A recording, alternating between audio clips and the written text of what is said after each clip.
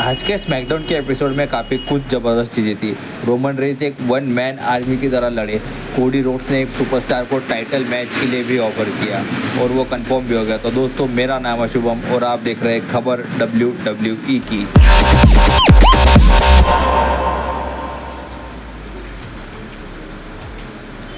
तो शो की शुरुआत ही कोडी रोड्स करते। कोडी रोड्स रिंग में आए थे और वो कहते जैसे कहा था उसी तरह समर स्लैम में सोलो सिकोआ को हराया और अब मैं बैश एट दी बर्लिन में एक सुपरस्टार के खिलाफ अपना टाइटल डिफेंड करूंगा। और वो सुपरस्टार दूसरा तीसरा कोई नहीं, जब तक कोडी रोड्स नाम लेते उससे पहले सोलो सिकोआ की एंट्री हो जाती है। सोलो सिकोआ वहाँ पे आके कहती कि भाई कोडी रोड्स तूने मुझे नहीं हराया, मैं रोमन रेंज की वजह से हारा। अगर रोमन रेंज वहाँ नहीं आता तो मैं तुझे हरा के यहाँ एज ए न्यू चैम्पियन खड़ा होता। उसके बाद कोडी रोड्स कहते हैं कि अच्छा ऐसा क्या डोंबड़ा। फिर उसके बाद सोलो सिकोआ कहते हैं कि मुझे मेरा रीमैच चाहिए और कोडी रोड्स कहते भग ऐसे भग, तो पहले जा तेरा क्या है रोमन रेंज के साथ वो निपटा ले। उसके बाद सोलो सिकोआ कहते हैं एक बार मैंने रोमन रेंज के साथ मेरा जो है निपटा लिया, उसके बाद मैं तुझे देखने के लिए आऊँगा। कोडी रोड्स कहते हैं ठीक है। तभी ब्लड लाइन अटैक करने जाती है कोडी रोड्स के ऊपर। सेव करने के लिए केविन ओवेंस आ जाते हैं हाथ में स्टील चेयर लेके और ब्लड लाइन के अटैक से बचा लेते हैं कोडी रोड्स को। दोनों ही सुपरस्टार ब्लड लाइन के ऊपर अटैक करते हैं लेकिन ब्लड लाइन के मेंबर्स वहाँ से भाग जाते हैं। उसके बाद कोडी रोड्स केविन ओवेंस को कहती है कि देख भाई केविन ओवेंस, तुझे मैं टाइटल अपॉर्चुनिटी दूंगा क्योंकि तूने अब तक जो मेरे लिए किया उसके बदले मैं तुझे सिर्फ टाइटल अपॉर्चुनिटी ही दे सकता हूँ। तो केविन ओवेंस कहते हैं कि भाई मैं इस चीज़ के लिए सही इंसान नहीं हूँ, तू किसी और सुपरस्टार को चुन ले।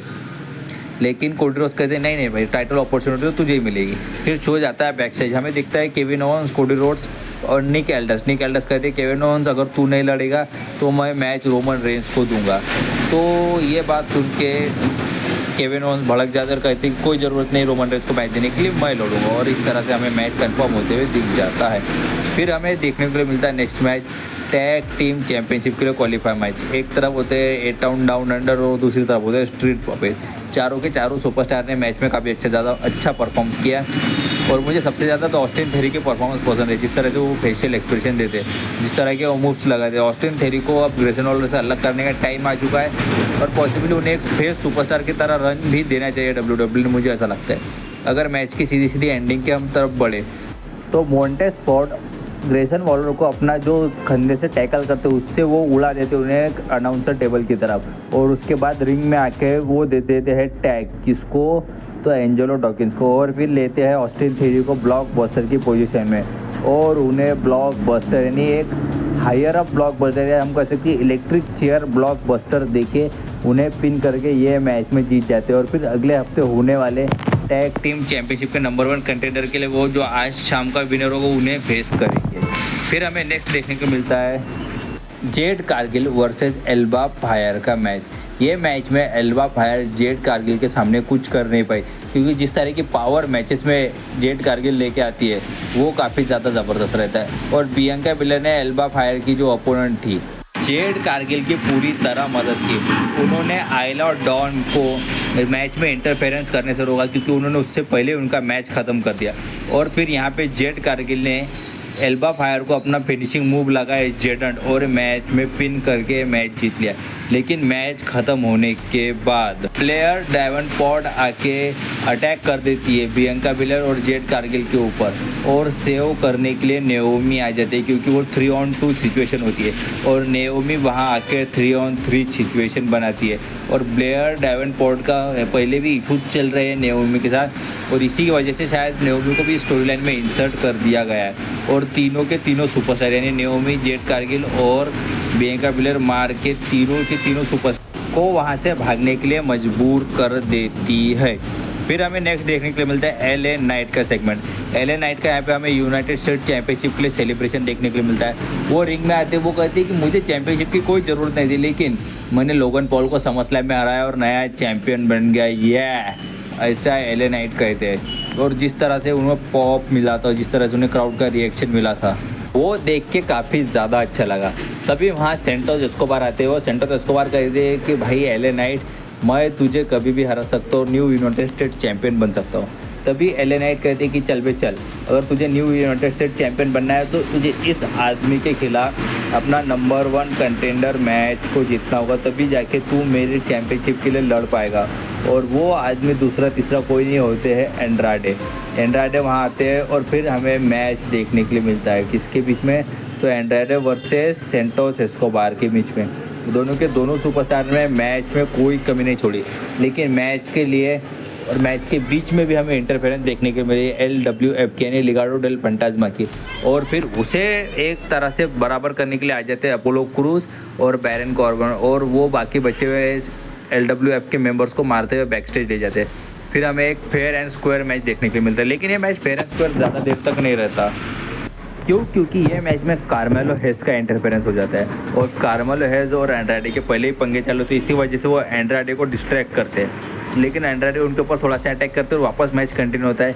लेकिन मैच की अगर एंडिंग की तरफ बढ़े तो एंड्राडे अपने जो फिनिशिंग मूव्स में से एक है, हम कह सकते हैं सिग्नेचर मूव, डबल नीज लगाने जाते हैं तो किसके ऊपर, सेंटोस एस्कोबार के ऊपर, और कार्मेलो हेज उन्हें बीच में से खींच लेते हैं और इसका फ़ायदा उठाते हैं सेंटोस एस्कोबार, और सेंटोस एस्कोबार पिन करके यहाँ पे हमें एंड्राडे के खिलाफ जीतते हुए दिखाई देते हैं, और हमें यहाँ से न्यू नंबर 1 कंटेंडर भी मिल गया, तो को सेंटोस एस्कोबार यहाँ पे न्यू नंबर 1 कंटेंडर थे।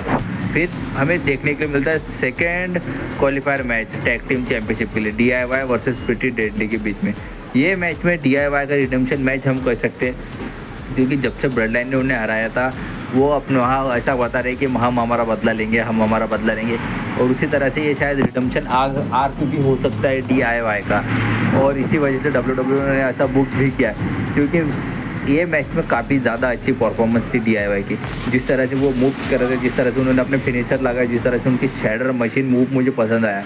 और अगर सीधा अगर मैच के एंडिंग की तरफ बढ़े तो मैच के एंडिंग में टमासो चांपा दोनों ही सुपरस्टार को डबल क्रूज़लाइन लगा के उन्हें रिंग से बाहर कर देते, और मैच के और फिर एडन प्रिंस को लगता है शैडर मशीन, और फिर जो डबल टीम मूव होता है DIY का, तो कौन सा डबल टीम मूव अब ज़रा मुझे कमेंट करके बताओ, जो एक तरफ से किक पड़ती है और एक तरफ से घुसना, क्या वो मुझे आप बताइए कमेंट करके, क्योंकि मुझे उसका नाम नहीं पता, या फिर मुझे नाम पड़ता है मीट इन द मिडल। और ये मैच में वो मूव पड़ने के बाद DIY जीत जाती है, और वो नेक्स्ट अगले हफ्ते लड़ेंगे स्ट्रीट प्रॉफिट्स के साथ। और फिर आता है शो का मेन इवेंट। शो के मेन इवेंट में सोलो सिकवा एंट्री करते हैं। उससे पहले बैक स्टेज दिखाया जाता है कि टामा टोंगा सोलो सिकवा से कहती है कि रोमन रेंस अभी तक यहाँ नहीं आए, और इसके ऊपर सोलो सिकवा उनसे कहती है कि नहीं आ जाएगा भाई, आ जाएगा, और उनकी रिंग में एंट्री होती है, और वह रिंग में आके कहते हैं कि रोमन रेंस अगर तुझे मुझे हराना है या तुझे न्यू ट्राइबल चीफ बनना है तो तुझे मुझसे ये उला फाला, यानी जो उनके गले में हार कह सकते हैं हम या माला कह सकते हैं, वो लेनी होगी, और यहाँ के सब लोग सुन लो बे, मुझे एक्नॉलेज करो। ऐसा कहते ही tribal chief the OTG original tribal chief का थीम सॉन्ग प्ले होता है। मुझे थीम सॉन्ग ज़्यादा कुछ जच नहीं रहा है, जो रोमन रेंस का पुराना थीम सॉन्ग था वो मुझे काफ़ी अच्छा लग रहा था। ये शायद अभी पहली बार दूसरी बार सुन रहे तो ज़्यादा आदत नहीं है। और जब रोमन रेंस की एरिना में एंट्री हुई तो सोलो सिकवा टामा टोंगा लाया को भेज देते कि जाओ भाई उसे मारो, लेकिन रोमन रेंस से उल्टा उन्हें पटक के मारते, उनके ऊपर स्टील स्टेप से अटैक करते और रिंग में जाकर सोलो सिकवा के ऊपर लगाते सुपरमैन पंच और स्पीयर की तैयारी करते हैं। तभी टोंगा ब्रदर्स उसे खींच लेते हैं बाहर खींचे तो सोलो सिकवा को, और रोमन रेंस का ध्यान भटक जाता है क्योंकि वो माला की वजह से। रोमन रेंस वो माला उठाते हैं और फिर टोंगा ब्रदर्स यानी टामा टोंगा और टोंगा लाया रोमन रेंस के ऊपर अटैक कर देते। वो 1 सेकेंड या 2 सेकेंड के लिए अपर हैंड लेते, लेकिन रोमन रेंस वापस सुपरमैन पंच लगाते हैं टामा टोंगा को, टोंगा लाया को स्पीयर लगाते हैं, और फिर टामा टोंगा को लगाते एक और स्पीयर बैरिकेड के थ्रू। उसके बाद लाते हैं स्टील चेयर और फिर पटक के मारते हैं, यानी स्टील चेयर से मारते हैं टोंगा लाया को। कम से कम 6 से 7 बार स्टील चेयर का अटैक होता है, और सोलो सिकवा ये खौफनाक मंजर खड़ा होकर देखते रहते हैं कि अब क्या होगा, रोमन रेंस वापस अगर सोलो सिकवा के चेहरे पे हमें वो डर साफ दिखाई देता है।